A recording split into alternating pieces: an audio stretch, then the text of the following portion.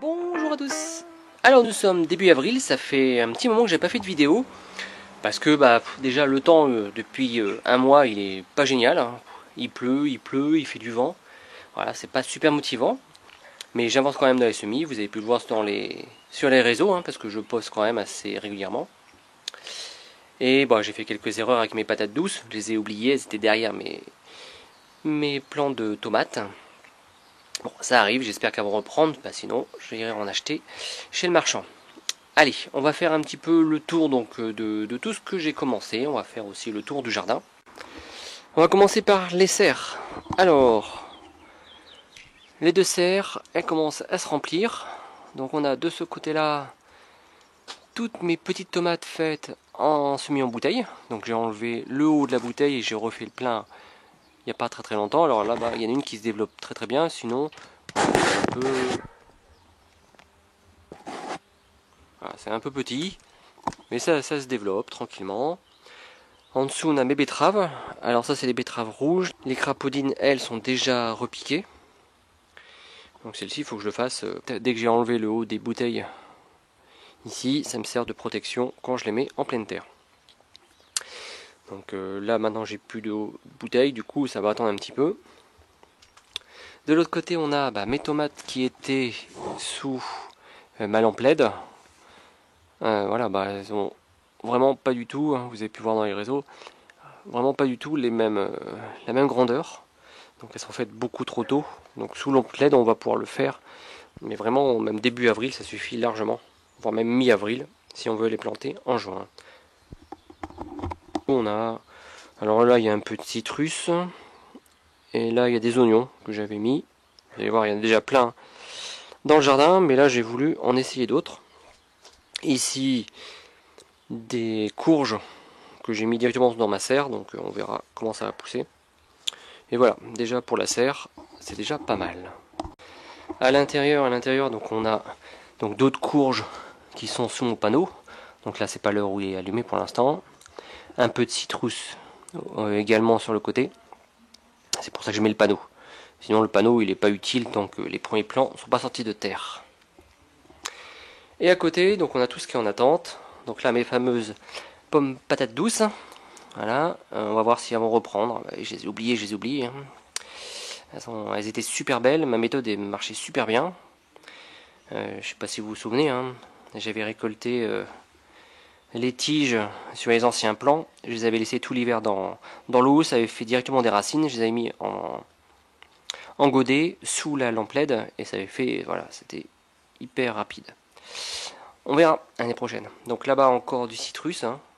Donc un citrus, hein, c'est une plante médicinale très bonne en tisane.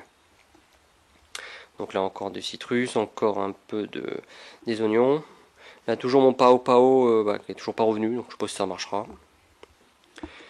Mon artémisia, mon tabac, donc toujours, hein, marche super bien. Ici mon gingembre qui est en train de se développer. Alors on peut voir, hein, vous voyez, il est parti. Donc attention à bien le planter avec des yeux. Voilà. Moi j'en avais planté deux. Je l'ai fait un peu à la one again comme tout ce que je fais au départ. Et bien ils ont pourri. Mais par contre, si on les plante avec des yeux, on peut même les diviser, ça marche super bien. Et à côté, on a mes chayotes qui, elles, se développent, mais vraiment vite, trop vite. Hier, j'ai encore coupé un bout ici pour forcer le démarrage là et pour éviter d'en avoir partout. On repasse dehors, donc là, dehors, dans mon petit bac de stevia, et c'est cool parce que toute ma stevia est en train de revenir. Donc ça confirme que c'est une plante perpétuelle. Là, c'est vraiment sympa.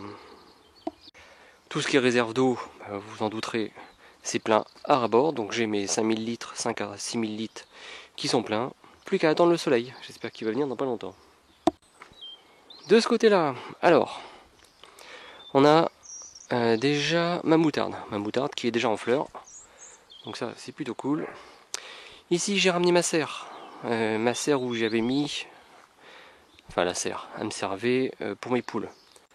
Sachant que j'ai acheté un nouveau poulailler, on va venir alors tout à l'heure. Donc j'ai ramené ma serre là, mon ancienne serre, où je vais enlever le grillage. Et je vais mettre du papier, on va voir, je pense que du fumier tirable, on va voir. Pour à peu près faire une petite serre pour mon hydroponie. Voilà, Ça va éviter que l'eau retombe dedans. Et ça va garder un peu les nutriments, pas comme à chaque fois, même si ça marchait quand même super bien. À côté, je me suis fait un petit emplacement à la place de mon ancien poulailler. Voilà. Pourquoi? Alors, je vous avez sûrement vu, hein, également sur les réseaux. C'est que toutes mes poules se sont fait couper la tête. Voilà, c'est comme ça, c'est de ma faute. Depuis 15 ans, j'ai jamais vraiment couvert mon poulailler, c'est rien passé. Aujourd'hui, ben voilà, il fallait bien que ça m'arrive. Ben, ça m'est arrivé. Du coup, avant les poules, elles avaient ce grand espace. Là, elles sortaient par là. Et elles rentraient, je ne sais pas si on voit, au fond. Et elles allaient de l'autre côté dormir. Voilà, bon, c'était cool. Sauf que, bah voilà. Une petite fouine ou une petite martre sont arrivées. Et voilà, elles ont déglingué toutes mes poules et mon joli coq. Bon, ben voilà, ça me servira de leçon. Donc maintenant, j'ai ramené donc le petit poulailler où elles peuvent dormir. Ici, on va récupérer les œufs. En fait, comme c'était avant. Sauf que bah, c'est voilà, une forteresse maintenant. Enfin, je dis c'est une forteresse. Disons que j'ai essayé de faire ça comme une forteresse. D'ailleurs, normalement, il n'y a plus d'endroit pour passer. Le grillage, hop, je sais pas si on peut voir, mais il y a 10 cm de grillage. Là, j'ai pas encore terminé. Où j'ai mis, alors l'autre côté des pierres, ici du bois, je vais remettre de la terre par-dessus. Donc normalement, même si on gratte, il y a toujours moyen, mais voilà, il va falloir plus d'efforts pour rentrer, quoi. Donc je suis assez content quand même de ce poulailler, hein. Même si, voilà, il est arrivé ce qui est arrivé. Mais comme je le dis, hein, c'est ma faute. C'est pas la faute de la fouine, ni la faute des animaux. Ce serait fermé correctement, bah, la fouine ne serait jamais passée. Donc voilà. Donc j'ai plus qu'à un peu terminer ça, et puis à la fin du mois, on ira retrouver des nouvelles poules et un nouveau coq. Je vous en reparlerai plus tard. À côté, on a, bah, là, il y a des petites fèves hein, qui repoussent toutes seules. Ici, ce sera des pommes de terre cette année. Elles sont déjà en train d'arriver. Voilà, ça c'est les pommes de terre que j'ai ici. Hop, pommes de terre que j'ai mis cette année. Et puis bah, on a les pommes de terre qui restent d'il y a 2 ans, qui repoussent tout le temps. Le pommier, lui, est en fleurs. Voilà. S'il n'y a pas de gelée d'ici un mois et demi, on va avoir beaucoup de fruits. Et ça c'est plutôt cool. Comme les fraisiers aussi qui sont en fleurs. De ce côté, on a le potager qui est bah, sous mon ancienne balançoire. Donc là, il n'y a encore rien. Il y avait les poules. Donc le sol, il est bien enrichi. J'ai plus qu'à passer un petit coup de goulinette. On mettra ici tout mon artémisia. Et les deux chayotes iront de chaque côté de la balançoire pour pouvoir monter dessus. Ici, un petit plan de vigne. De toute façon, la vigne, maintenant, j'en ai plein. Voilà de ce côté. Côté sud-est, le meilleur côté. Donc ici, on a toute ma roquette. Voilà, de roquettes perpétuelles qui se ressèment toutes seules. Donc là, bah, elle va être en fleurs. On va récolter encore un peu, puis les petites graines vont retomber et ça va repousser. Petit pied de goji. Ici, mes plants de pommes de terre perpétuelles. Ils sont ici, toujours avec de la roquette qui avait volé l'année dernière. Je l'ai laissée. Donc là, je vais la couper avant qu'elle graine, parce que j'en veux pas ici, j'en ai assez de l'autre côté. Donc là, il faut que j'en récolte encore un peu, et après je vais la couper. Mes derniers poireaux et carottes, ici, que j'ai pas encore nettoyé. Donc ça, encore un peu de poireaux. L'autre côté, mes fèves. Alors, les fèves, ici, je sais pas si vous vous souvenez, mais c'est toujours mes fèves que j'avais semées en fin septembre de l'année dernière. Donc bah voilà, ça fonctionne bien, il n'y a aucun souci. Il y a même les premières fèves qui arrivent. Voilà, donc ça va être bon. Donc pas de souci, on peut les planter très tôt. Le seul inconvénient, c'est qu'elles sont très grandes. Et comme elles sont très grandes, bah, et comme il y a beaucoup de vent chez moi, enfin pas partout, mais beaucoup aussi chez moi, et ben elles se cassent. Elles se cassent de partout. Alors que les autres fèves qui sont là, bah, elles sont belles. Donc ça c'était fin octobre. Et celles de fin novembre, bah, ouais, elles sont pas cassées. Hein. Et elles ont quasiment le même la même avancée. Donc elles n'ont pas encore de fèves, mais bon, ça va pas ça va pas tarder.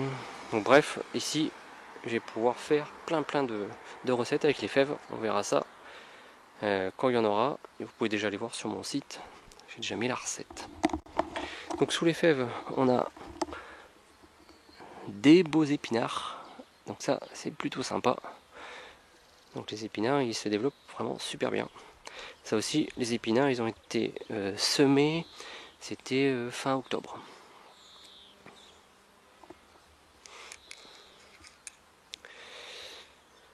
Voilà, mon ail. Toujours pareil. De l'ail perpétuel, j'avais appelé ça. Parce que l'ail, j'en mange à tous les repas. Et depuis bientôt 15 ans, j'en ai jamais racheté. J'en ai acheté une fois. Puis après, bah voilà, regardez, ça par exemple, ici, voilà, ça c'est une gousse d'ail que je laisse. Et puis quand ça va me prendre, je vais le diviser. Et je vais en mettre un peu partout. Donc là-dedans, je vais en garder 3, 4. Et puis bah, chaque année, je divise. Et ça se fait tout seul. De l'autre côté, encore un pommier. Donc un peu précoce celui-là. C'est un Elzar. Donc, pareil, tout en fleurs. Donc ça, c'est plutôt sympa. Sous tous mes petits dômes, là, il y a de la salade. Donc un peu partout. Ici, il y a mes petits pois. Alors c'est une vieille semence, on verra ce que ça donne. J'ai fini la boîte.